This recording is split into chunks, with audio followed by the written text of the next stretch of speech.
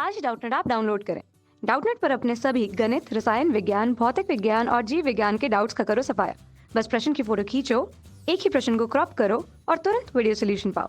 अभी डाउनलोड करें।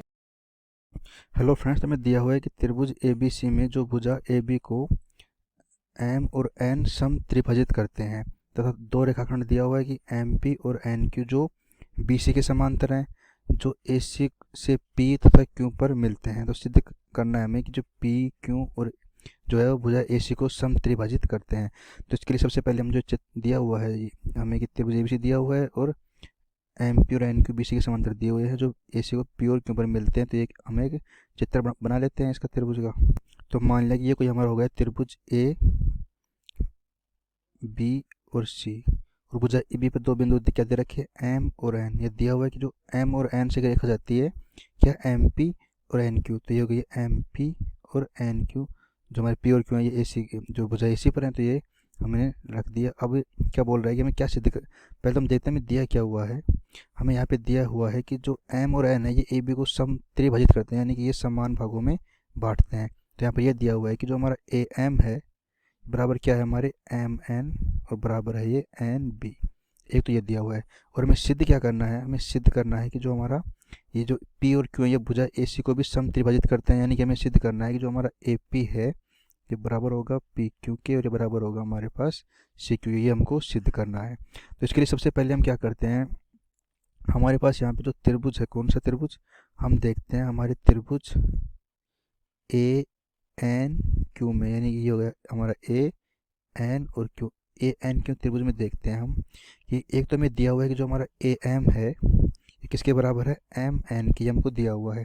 अगर AM MN के बराबर है तो जो हमारा M है ये क्या हो गया AN का मध्य बिंदु है।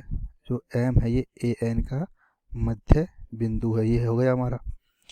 और दिया हुआ है क्या, जो हमारा जो हमने MP और NQ ये BC के समांतर है तो ये एक दूसरे के समांतर होंगी। तो हमें ये भी दिया हुआ है कि जो हमारा PM किसके समांतर है हमारे QN के, क्योंकि ये सारे क्या समांतर है। ये दिया हुआ है हमें कि जो हमारी MP है ये समांतर है NQ के और ये समांतर किसके है यहाँ पर BC के समांतर। ये हमको दिया हुआ है कि BC के समांतर NQ और MP दो रेखाखंड है। तो अब ये समांतर, तो हम देखते हैं जो त्रिभुज के एक भुजा के मध्य बिंदु से दूसरी भुजा के समांतर खींची गई रेखा तीसरी भुजा को समद्विभाजित करती है। तो ये हमारी एक प्रमेय होती है कि क्या, त्रिभुज के एक भुजा के मध्य बिंदु से दूसरी भुजा के समांतर खींची गई रेखा तीसरी भुजा के को समद्विभाजित करती है। तो M जो MP है ये NQ के समांतर है और M क्या है AN का मध्य बिंदु है। तो जो P है ये AQ का मध्य बिंदु हो जाएगा। तो हम यहाँ से क्या लिख सकते हैं कि जो हमारा AP है किसके बराबर आ गया PQ के। एक तो हमारा ये आ गया, ये हमने सिद्ध कर दिया। जो हमारा AP है वो PQ के बराबर है। क्यों? क्योंकि हम जानते हैं कि त्रिभुज की एक प्रमेय होती है ये कि त्रिभुज के एक भुजा के मध्य बिंदु से दूसरी भुजा के समांतर खींची गई रेखा तीसरी भुजा को समद्विभाजित करती है। तो AP बराबर PQ आ गया। अब हम क्या करते हैं, हमें क्या सिद्ध करना है कि AP बराबर PQ तो आ गया, लेकिन PQ बराबर होगा CQ, ये भी सिद्ध करना है। तो इसके लिए हम मान लेते हैं यहाँ पर कोई हमारा एक रेखाखंड है जो ये क्या है M को मिला देते हैं C से। हमने ये एक खींच दिया, रेखाखंड खींच दिया, ये हमने मिला दिया। और मान लिया कि जो NQ है इसको इसने ये काट रहा है किसी बिंदु R पे। ये हमने मान लिया कि किसी बिंदु R पे काट रहा है। तो अब हम देखते हैं किस में देखेंगे हम, अब हम त्रिभुज M C और B में देखते हैं हम। तब देखते हैं हम कि त्रिभुज B M और C में, यानी कि जो त्रिभुज बन रहा है पूरा ये बटा, इसमें देखते हैं।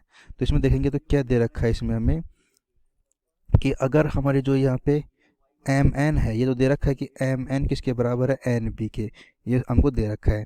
और यदि हमारे जो ये यहाँ पे NQ है जो समांतर किसके है BC के, तो जो NR भी समांतर हो, क्योंकि R तो इसी पर एक बिंदु है। तो जो NQ है इसके संपाती NR है।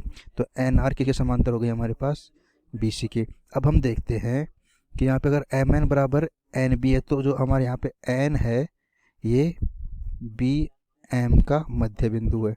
N क्या है BM का मध्य बिंदु है। अगर इसका मध्य बिंदु है N जो है BM का मध्य बिंदु है और तीसरी भुजा BC के समांतर है। तो जो R है वो M और C का मध्य बिंदु हो जाएगा।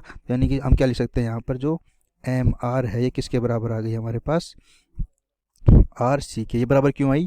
क्योंकि त्रिभुज के एक भुजा के मध्य बिंदु एन से हमने दूसरी भुजा बी सी के समांतर एक रेखा खींची, तो ये हमारी तीसरी भुजा एम सी को दो समान भागों में बांटेगी, या फिर जो ये उसके मध्य बिंदु से गुजरेगी, तो आर यहाँ पे इसका मध्य बिंदु हो गया एम सी का। तो ऐसे हम क्या लिख सकते हैं, एम आर बराबर आर सी।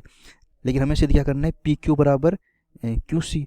तो अब हम यहाँ से क्या लिख सकते हैं कि त्रिभुज, हम देखते हैं अब हम किसमें, त्रिभुज पी आर सी में, ये हमारा कौन सा हो गया, त्रिभुज पी एम सी में, पी आर नहीं है, पी एम सी में देखते हैं हम, त्रिभुज पी एम सी में, ये हमारा कौन सा त्रिभुज आ गया, पी एम सी, ये आ गया हमारा त्रिभुज पी एम और सी में। इस पूरे त्रिभुज को देखते हैं, तो इसमें क्या देखते हैं, हमने अभी सिद्ध कर दिया जो आर है वो एम सी का मध्य बिंदु है, यानी कि इसमें क्या दिया हुआ है हमें कि जो एम आर है ये किसके बराबर है, हमारे आर सी के। इसका मतलब क्या हुआ कि एम जो है, जो आर है हमारा, एम नहीं, ये जो आर है हमारा, यहाँ पे जो हमारा आर आ गया, कि जो आर है ये एम सी का मध्य बिंदु आ गया। अगर आर एम सी का मध्य बिंदु है और हमें क्या दिया हुआ है कि जो हमारी ये जो हमारी पी एम है ये क्यू एन के समांतर है, ये भी हमको दिया है कि जो हमारी पी एम है ये समांतर किसके है, क्यू एन के। पी एम किसके समांतर है, हमारी क्यू एन के। तो अगर पी एम क्यू एन के समांतर है, जो हमारे यहाँ पे पी एम क्यू एन के समांतर है, तो क्यू एन या बोले या फिर क्यू आर इसी पे एक समान इसकी संपत्ति रेखा है। तो यहाँ से क्या लिख सकते हैं कि जो हमारी पी एम है ये किसके समांतर हो जाएगी, यहाँ से क्यू आर के। अब देखें हम त्रिभुज जो हमारा पी एम सी में कि जो एक भुजा क्या हमारी एम सी का मध्य बिंदु है, ये हो गया आर। अब एक भुजा के मध्य बिंदु से दूसरी भुजा की समांतर रेखा खींचेंगे तो इसी भुजा को ये समान भागों में बांटेगी। तो ये हमारी प्रमेय होती है त्रिभुज की कि भुजा के किसी त्रिभुज की एक भुजा के मध्य बिंदु से दूसरी भुजा के समांतर खींची गई रेखा तीसरी भुजा को समद्विभाजित करती है। तो यहाँ से हम क्या लिख सकते हैं, जो पी क्यू बराबर क्या हो जाएगा, क्यू सी। अतः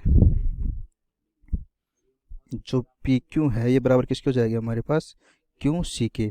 तो अब हमारे पास दो समीकरण आ गई, ये तो क्या गई, ए पी बराबर पी क्यू और ये आ गई पी क्यू बराबर क्यू सी। तो अब हम दोनों को मिला के लिखें तो क्या हो जाएगा, हमारे पास ये हो जाएगा कि जो ए पी है ये बराबर है पी क्यू के और ये बराबर है हमारे पास क्यू सी के। तो यहाँ से हम क्या लिख सकते हैं, जो पी और क्यू है, यहाँ पर जो हमारे दो क्या हो गए, जो पी और क्यू है, अगर ये तीनों भुजा बराबर आ गई हमारी, जो ये है ये इसके बराबर आ गई और ये इसके बराबर आ गई, तो इसका मतलब क्या हुआ, जो पी और क्यू है ये ए सी को समान तीन भागों में बांटते हैं। तो हम यहाँ से क्या लिख सकते हैं, जो पी और क्यू है, यहाँ से हम लिख सकते हैं कि जो हमारे यहाँ पे पी व क्यू ए सी को समान तीन भागों में बांटती है, तो हम क्या लिख सकते हैं, सम त्रिभाजित करती है, सम त्रिभाजित करती है। और यही हमको सिद्ध करना था कि ये जो पी और क्यू है ए सी को समत्रिभाजित करती है। तो ये हमारा इसका आंसर हो गया।